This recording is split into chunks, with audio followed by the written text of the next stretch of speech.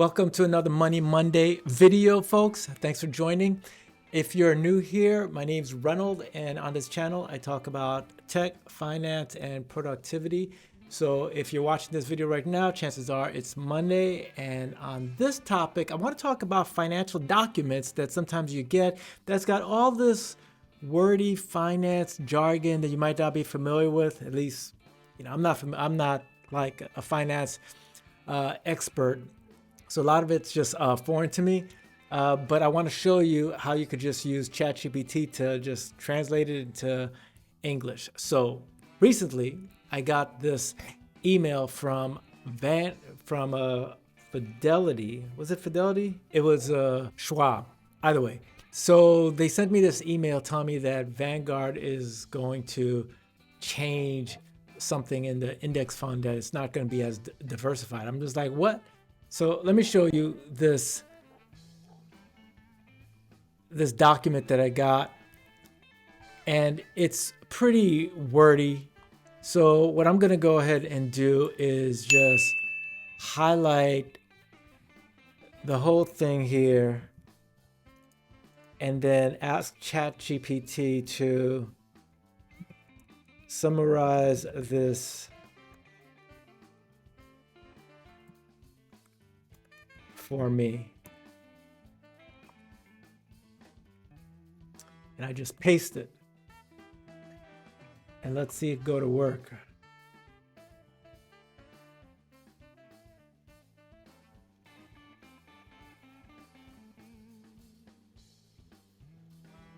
Pretty cool. So revised diversity policy, important changes to the Vanguard index fund.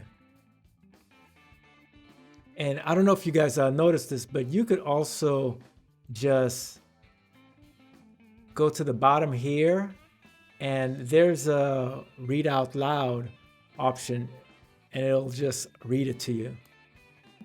Summary of Vanguard 500 Index Fund Supplement, dated June 28, 2024. Important changes to Vanguard 500 Index Fund. Revised diversification policy. The fund has updated its diversification policy under the Investment Company Act of 1940. The fund will continue to track its target index even if it becomes non-diversified due to an index rebalance or market movement. Shareholder approval will not be sought if the fund's status changes from diversified to non-diversified under these conditions. Prospectus and summary prospectus text changes. Principal investment strategies.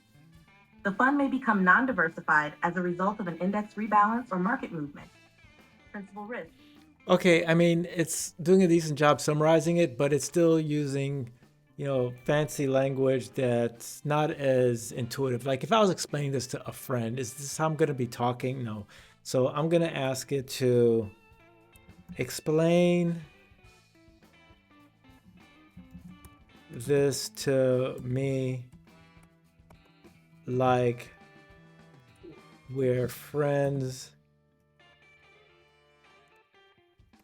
talking over lunch.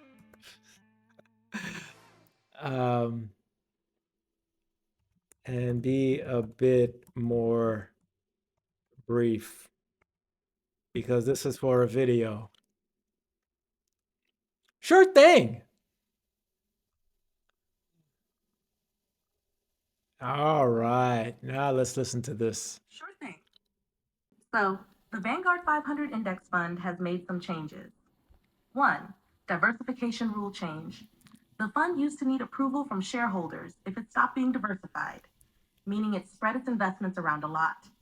Now, if it ends up putting more money into fewer stocks because the index it follows changes or because the market moves, it doesn't need to get that approval anymore. 2. What this means. This can make the fund riskier in two ways.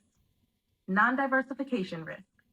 If the fund puts a lot of money into a few stocks, and those stocks do poorly, the whole fund could take a big hit. Sector risk. Since a big chunk of the fund is invested in tech companies, any problems in the tech sector, like new regulations or competition, could seriously affect the fund's performance. So basically, while the fund still tries to mirror the index, it could get more concentrated in certain stocks or sectors, which could make it more volatile. Got it. Okay. So apparently they used to have to get some type of permission before they changed the way that the fund worked.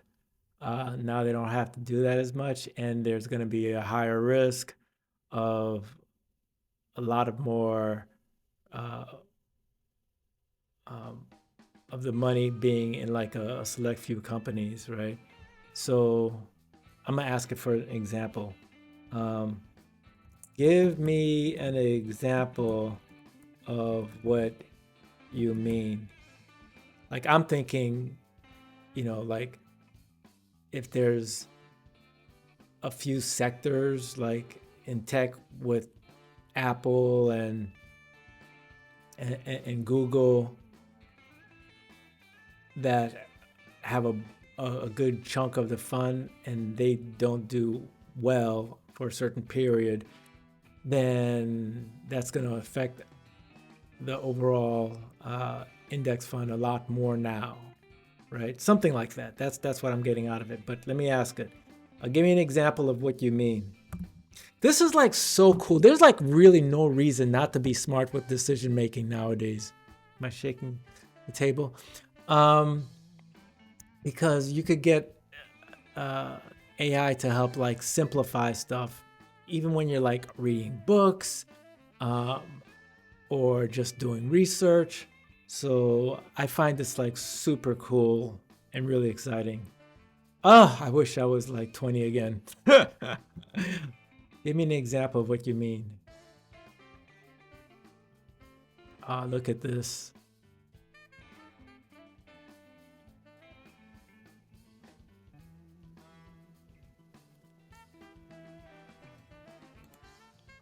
Sure. Let's say you have the Vanguard 500 index fund, which tries to match the performance of the S&P 500. Old rule.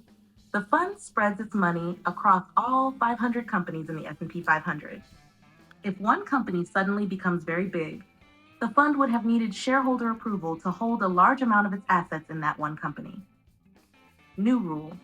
Now, if a few tech giants like Apple, Microsoft, and Amazon grow so big that they make up a huge part of the S&P 500, the fund can automatically have a larger percentage of its money in these companies without needing to ask for shareholder approval. Example, non-diversification risk. If Apple, Microsoft, and Amazon suddenly make up 30% of the fund's investments due to their growth, and then they all have a bad year, say due to new tech regulations or a market crash, the fund's value could drop significantly because it's less spread out. Sector risk.